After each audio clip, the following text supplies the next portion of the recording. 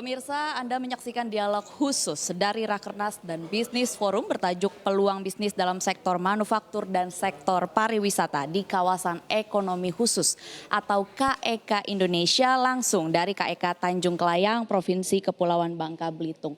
Dan untuk mengetahui bagaimana berjalannya acara, kemudian apa saja isu strategis dan juga target di tahun 2024 terkait dengan kinerja dari masing-masing KEK yang sudah beroperasi di Indonesia, sudah bersama dengan kami sejumlah narasumber pilihan, di mana yang pertama sudah hadir Bapak Susiwiono Mugiarso selaku Sekretaris Jenderal Dewan Nasional Kawasan Ekonomi Khusus. Halo Pak Sekjen, apa kabar? Baik, terima kasih Mbak Dina. Sudah setengah acara berlangsung, selamat Pak Sekjen, acaranya Terima kasih. berlangsung lancar. Ya. Baik, dan narasumber yang kedua ini juga tidak kalah penting, sudah hadir bersama kami secara langsung Ibu Roro Ayu Yayuk Dwi Hastuti selaku General Manager HR and External Relation KEK Gresik. Halo Bu Roro, apa kabar?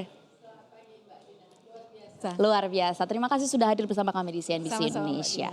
Baik, untuk pertanyaan pertama mungkin dari Pak Sekjen terlebih dahulu. Masih ada pihak-pihak yang mungkin masih belum paham secara keseluruhan sebenarnya konsep dari KEK ini. Boleh dielaborasikan Pak? Sebenarnya KEK ini apa dan tujuan berdirinya di Indonesia? Silakan Pak Sekjen. Ya, terima kasih Mbak Dina.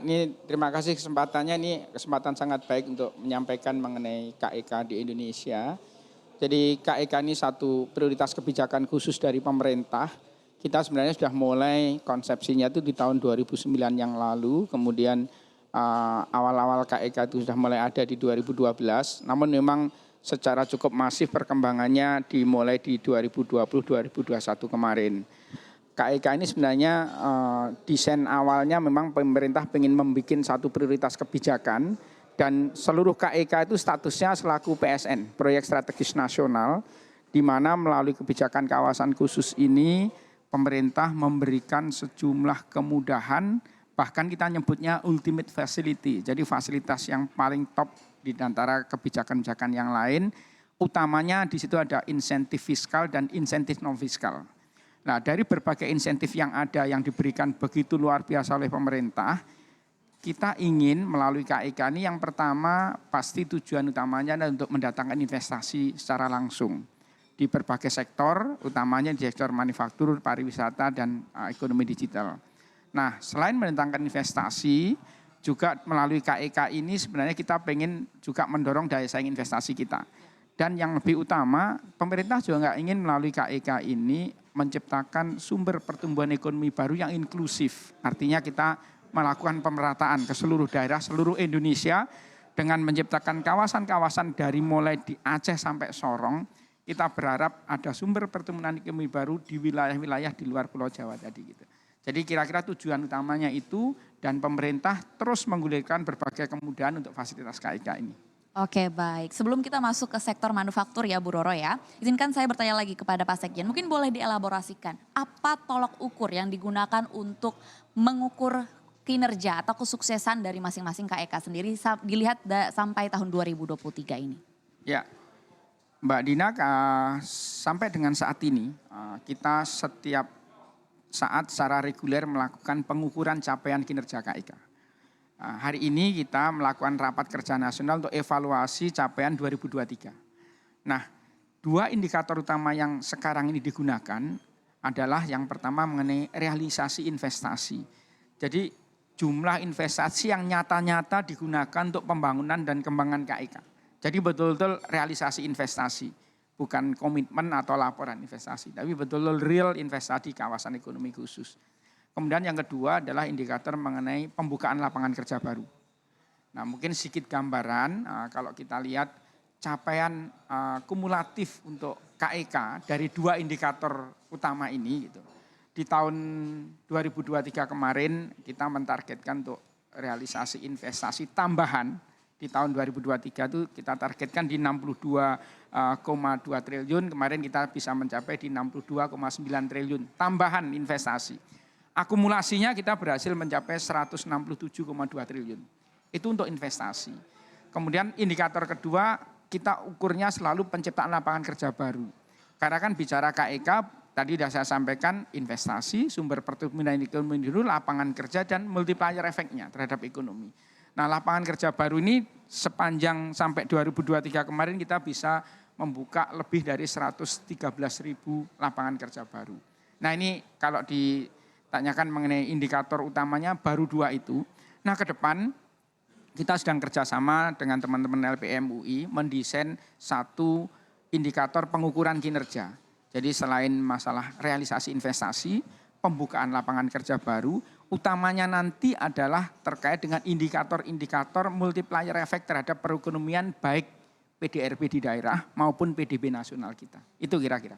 Oke baik, terima kasih Pak Sekjen atas penjelasannya sudah sangat clear begitu ya tugas, tujuan dan juga indikator tolok ukur mengenai bagaimana melihat kinerja masing-masing KEK yang dievaluasi juga pada kesempatan kali ini. Izinkan saya bertanya kepada Bu Roro selaku perwakilan dari KEK Gresik, mungkin secara general dulu Bu Roro, bagaimana tanggapan Anda terkait eksistensi klaster manufaktur dari KEK di Indonesia sendiri? Silakan Bu Roro. Ya, klaster manufaktur ya seperti kita tahu pertumbuhan ekonomi di Indonesia ini didukung utamanya adalah dari manufaktur. Dan dengan adanya KEK ini mendorong minat dari para investor manufaktur ini untuk berinvestasi di kawasan ekonomi khusus. Karena adanya insentif fiskal ultimate facility yang seperti tadi Pak Sekjen sudah jelaskan. Nah, ini menjadi kesempatan bagi kita KEK manufaktur ini untuk menarik foreign direct investment, utamanya adalah industri-industri besar yang bisa menjadi anchor tenant, di mana ini nantinya akan ada pohon-pohon industri turunannya yang ini bisa dikembangkan di KEK. Dan tentunya ini juga bisa menjadi multiplier effect untuk bangkitan ekonomi baru di sektor KEK, Mbak Dina. Kontribusi sektor manufaktur ke PDB nasional ini cukup besar begitu tuntutannya baik dari pemerintah dan juga yang sudah berjalan. Kalau kita lihat ini diharapkan bisa naik 28% untuk menuju ke Indonesia Emas 2045. Ya. Mungkin kalau dari KEK Gresik atau GIP sendiri, apa sih Bu strategi yang dilaksanakan untuk berkontribusi terhadap target besar nasional tersebut? Iya Mbak, memang KEK ini juga masih utamanya di sektor manufaktur ya, ini memang masih mempunyai tantangan ya, kita sebutnya challenge lah ya, yang mungkin juga cukup serius dan menjadi PR kita bersama-sama untuk membangun pertumbuhan KEK ke depan. Nah tentunya faktor pendorong pertumbuhan utama adalah investor, sehingga adalah bagaimana kita bisa memberikan support kepada investor itu, satu aksesibilitas berupa dukungan infrastruktur di luar kawasan ya, akses keluar dan dari kawasan itu tentu juga menjadi pertimbangan utama bagi para investor. Kemudian juga kemudahan untuk perolehan fasilitas fiskal maupun non fiskal tadi. Kalau non fiskal jelas ada kemudahan berusaha di dalam KEK ini. Ada pelayanan perizinan terpadu satu pintu di kantor administrator. Izinnya cepat dilakukan dari satu pintu, tidak perlu kemana-mana. Tentu ease of doing the business-nya juga bagi investor ini menjadi sangat penting. Tetapi yang lebih penting adalah bagaimana ketika investasi ini sudah masuk adalah untuk merealisasikan kemudahan dan kecepatan mendapatkan insentif fiskal itu sendiri. Pengurusan tax holiday-nya mungkin lebih cepat, prosesnya juga terjadi simplifikasi seperti itu. Dan tentu juga peningkatan kompetensi SDM daerah. Harapan kita kan dengan adanya industri manufaktur dari KEK job creation yang dihasilkan dari kawasan ekonomi khusus ini seperti di KEK Gresik misalnya, secara ultimate ini bisa menciptakan lapangan kerja 200.000. Dan tentunya ini kalau kita tangkap peluang ini, isu pengangguran mestinya nggak ada lagi di Kabupaten Gresik. Tetapi ini perlu kerja bersama antara pemerintah, baik pusat dan daerah, kami dari sektor industri, perguruan tinggi dan masyarakat. Bisa melalui pendidikan vokasi maupun non-vokasi. Pendidikan vokasi tentu ini untuk bridging kompetensi sesuai dengan yang dibutuhkan di industri. Sehingga putra daerah ini bisa lebih berkontribusi di dalam kawasan ekonomi khusus. Non-vokasi tentu juga perlu edukasi kepada masyarakat mengenai pengembangan masyarakat atau community development. Di mana mungkin adanya dialog-dialog supaya masyarakat ini juga menjadi masyarakat yang melek industri. Sehingga dengan beroperasinya manufaktur-manufaktur besar, isu sosial ini kita bisa antisipasi. Terima kasih Bu Roro atas penjelasannya mengenai kondisi saat ini di industri manufaktur lewat KEK Gresik JP begitu ya. Nah tadi sudah ada disebutkan beberapa poin begitu yang disebutkan oleh Bu Roro dilihat sebagai tantangan atau mungkin dalam bahasa lainnya isu strategis. Yang nampaknya kalau saya lihat juga dialami oleh sektor-sektor atau klaster lain begitu Pak Sekjen, yaitu yang pertama mengenai ketersediaan infrastruktur atau aksesibilitas, tentu saja ini penting bagi sektor pariwisata, kemudian tadi mengenai perizinan dan juga insentif fiskal dan juga non fiskal. Kalau dari pemerintah sendiri Pak Sekjen, bagaimana menanggapi tantangan atau isu strategis ini? Sebenarnya kemarin kita sudah mendetilkan pembahasan mengenai semua isu strategis, baik yang domainnya ada di pemerintah pusat maupun kita harus kerjasamakan dengan pemerintah daerah. Dari 20 KIK, masing-masing permasalahan isu strategis sudah kita lihat semuanya. Namun kalau disimpulkan secara umum, tadi sudah sampaikan Mbak Dina tadi, karena dari 20 KIK itu kan separuh industri manufaktur, separuh pariwisata sebagian besar, walaupun ada beberapa tambahan sektor yang lain. Nah, memang betul untuk pariwisata ini isu utamanya adalah masalah aksesibilitas. Khusus seperti di Belitung ini, di Tanjung Kelayang, itu juga sudah mengajukan beberapa kali permohonan untuk penambahan jumlah flight karena memang dengan keterbatasan jumlah flight pasti akan membatasi potensi kedatangan wisatawan yang itu menjadi harapan dari pengelola KEK Tanjung Kelayang ini. Di luar isu-isu yang lain, pariwisata termasuk masalah pembiayaan dan sebagainya. Untuk pembiayaan pemerintah minggu lalu sudah mulai menggulirkan yang namanya ITF. Indonesia Tourism Fund, mudah-mudahan di 2024 nanti bisa menyelesaikan berbagai isu mengenai masalah dukungan pembiayaan. Nah untuk manufaktur tadi Bu Rorayu sudah menyampaikan beberapa kendala terutama terkait dengan perizinan dasar, juga perizinan untuk operasional dan perizinan berusaha.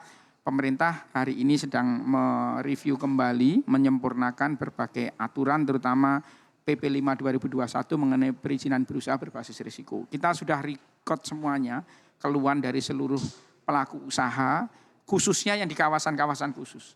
Memang harus kita akui masih belum berjalan ideal seperti waktu kita menggulirkan awal-awal Undang-Undang Cipta Kerja waktu itu.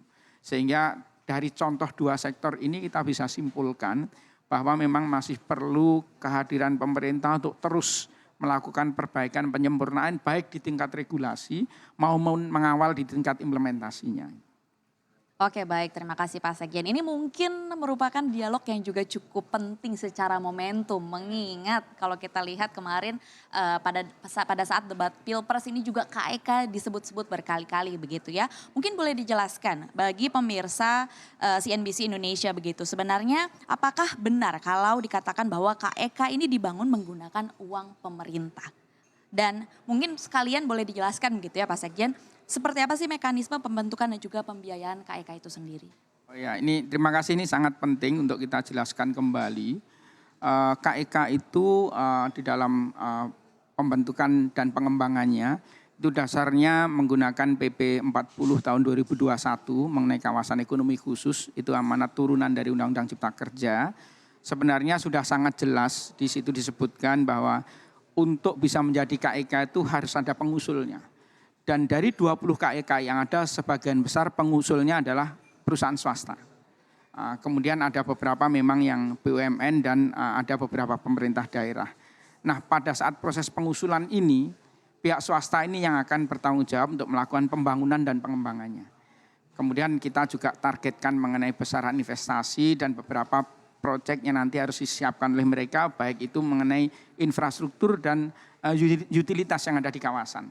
Nah setelah ditetapkan menjadi KEK, jadi prosesnya setelah melakukan pengusulan, mengajukan permohonan untuk bisa ditetapkan KEK ke tempat kami di Dewan Nasional KEK, biasanya nanti ditetapkan melalui sidang Dewan Nasional KEK yang anggota ketuanya Pak Menko dan anggotanya 17 menteri di sana.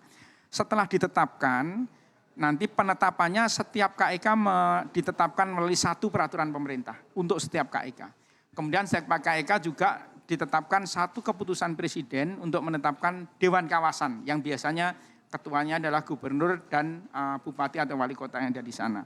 Sehingga melibatkan semuanya. Nah, kalau ini sudah ditetapkan, proses pembangunan dan pengembangannya menggunakan dana pembiayaan dari pihak pengelola tadi. Seperti di Bu Roro Ayu ini KEK Gresik, dulu kita kenal teman-teman JP, itu adalah dari teman-teman BKMS selaku pengelola dan pengembang di sana. Nah, pemerintah biasanya memberikan dukungan support terkait dengan infrastruktur untuk mendukung aksesibilitas, konektivitas kawasan, infrastruktur akses jalan tol. Bu Roro Ayu mengusulkan ada akses jalan tol keluar dari Manyar, kemudian jalan akses dan sebagainya. Infrastruktur di luar kawasan KEK. Di luar kawasan atau beberapa yang di dalam untuk sifatnya pendukung, infrastruktur dasar. Demikian juga bisa utilitas misalkan, ketersediaan air, listrik yang kita support supaya mendukung kegiatan operasional KEK. Tapi secara khusus pembiayaan-pembiayaan yang terkait dengan pembangunan dan pengembangan KEK menjadi tanggung jawab pengelola atau BUPP. Seperti contoh Ibu Ayu ini dari swasta, dari PT BKMS. Jadi betul-betul tanggung jawab dari pihak swasta, mulai dari pengusul, pengelola, dan pembangun tadi. Baik, terima kasih Pak Sekjen atas penjelasannya. Terjawab sudah sebenarnya bagaimana sistem pengelolaan keuangan dari masing-masing KEK sendiri. Semakin menarik dialog kita pada siang hari ini, namun kita harus jeda dulu sejenak Pak Sekjen dan juga Bu Roro. Tetap bersama kami dalam CNBC Indonesia.